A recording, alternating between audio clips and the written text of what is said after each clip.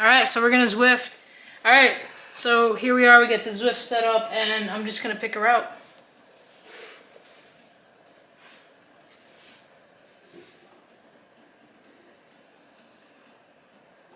Now, Boston's a flat course, and sometimes can have some wind. So I try when I'm prepping for Boston. It's 10 miles. Anything around 12 miles, I'd like to do. Not a lot of elevation. So I think we're gonna go with this TikTok route. It's 194 feet of elevation. The other thing I've been doing is breaking in these shoes. These are my mountain bike shoes, and it's really hard for me to, I think for anyone to walk in their road bike shoes. I don't have tri-shoes. So I think I want to be using these in races. So I've been trying to get these broken in just because you can walk in transition with them, and I like that better. But I find it a little bit harder to clip in and out on these than it is my road bike shoes.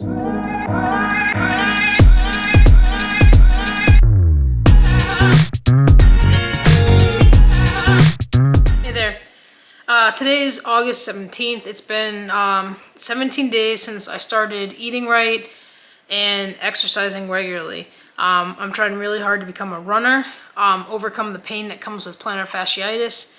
I've had some upper back pain that's been really bothersome that I thought would help with exercise.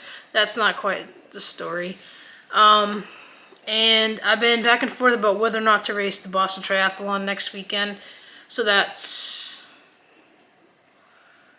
like 10 days away. I'm definitely not in the best shape.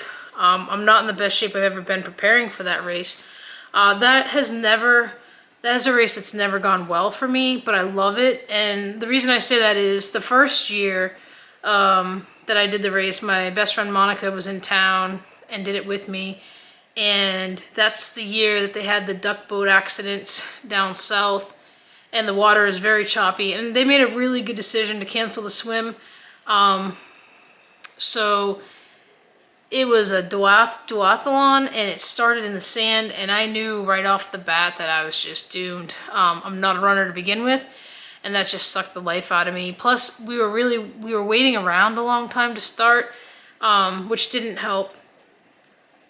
Back then, I wouldn't eat before I raced, so it just it just didn't go great. I was glad I did it. It was nice, and I loved the race. So most of the factors that were a problem were my own. The following year, I believe, was the COVID year. And then, so I started a fundraise for Team BMC. Or somewhere in there, I volunteered because I had a really bad pull in my abdomen, that's right.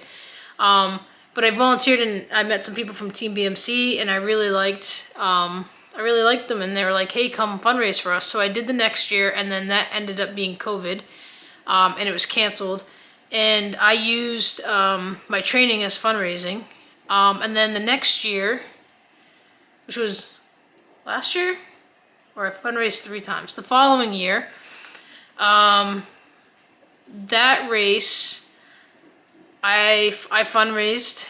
I don't remember how much I raised, but and I was fairly fit. I can't remember, how much working out I had done or lead up to it, but I was starting to see doctors about my medical condition, and we had taken me off the medicine.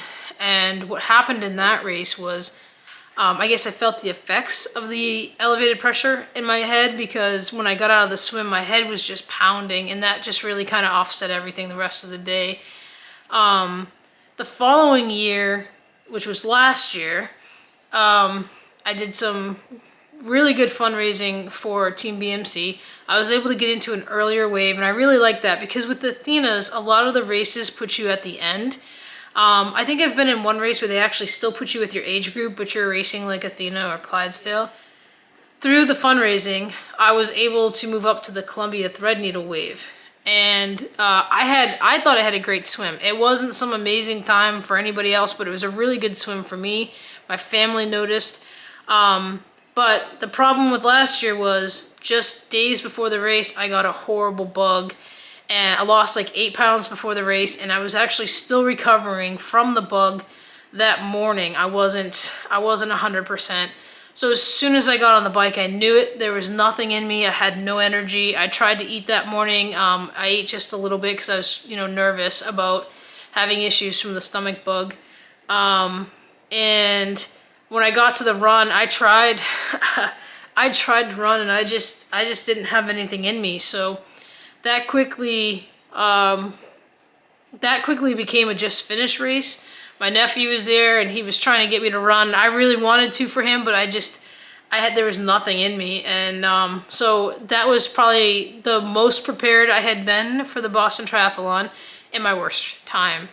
So this year, what I've been working on is trying to just be okay with just racing and not having some goal in mind, not having to have a certain time swim, certain time bike, and a certain time on the run.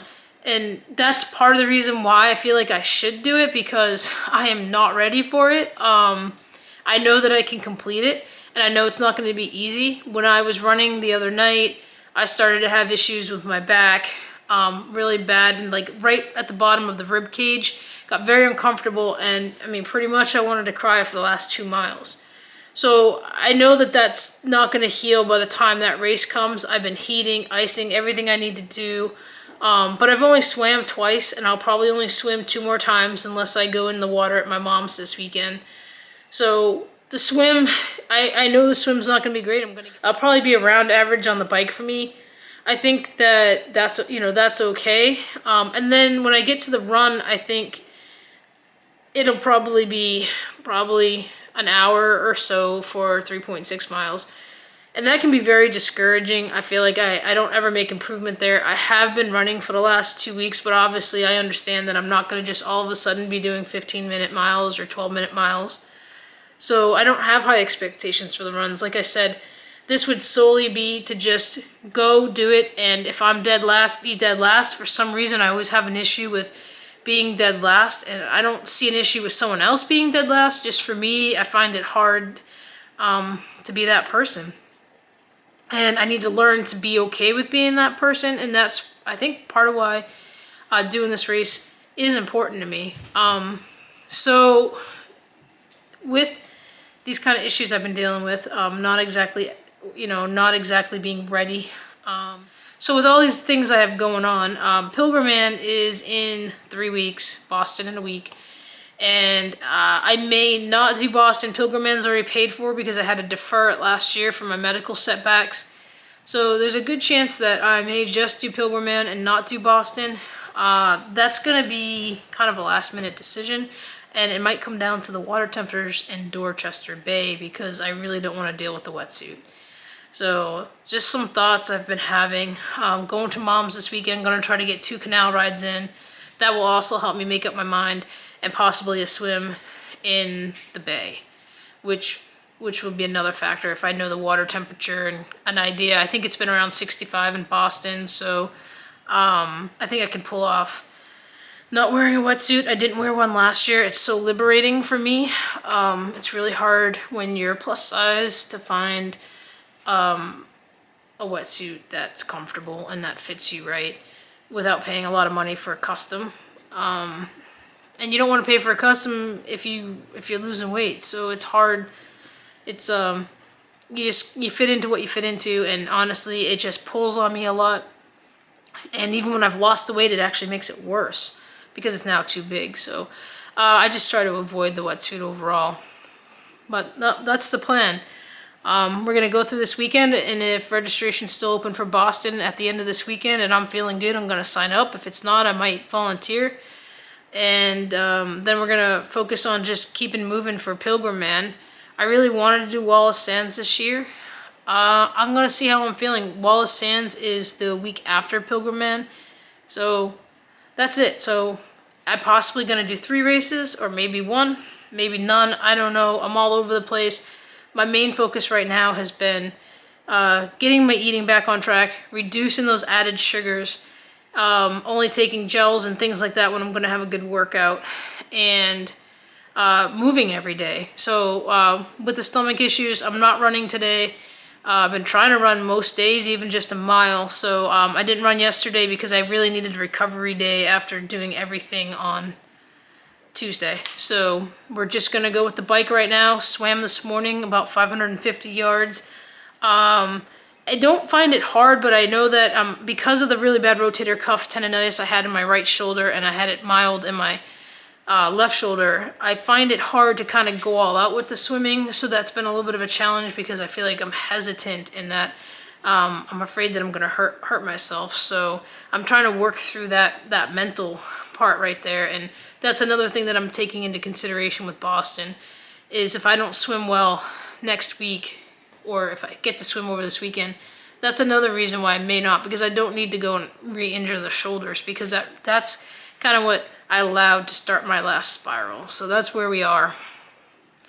This is day 17, swim, bike,